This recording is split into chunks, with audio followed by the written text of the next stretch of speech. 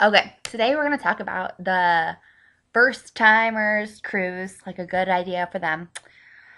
Or maybe people that think that they could get motion sickness and they don't know if it's going to bother them or not. So I think it's definitely best to start out with a 3 day Caribbean cruise. I think that's just the best starting off point. I mean, you could jump off with a 10-day cruise to in the Mediterranean Sea, but if you've never been on a cruise before, you don't know what the atmosphere is like. You don't know if you're gonna get seasick or not. You could say, hey, well, I've never got seasick before. Why in the world would I now?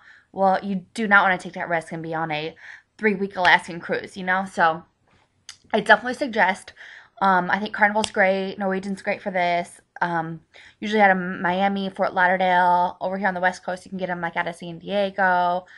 But the ones like in the Bahamas, my first cruise was on Norwegian Cruise Lines, and it was from Miami, and we just went to Nassau, Bahamas, and then we went to Norwegian's cruise line, Great Stirrup Cay, and we boarded on a Friday, and we're in the Bahamas Saturday, the Great Stirrup Cay on Sunday, and then back on Monday.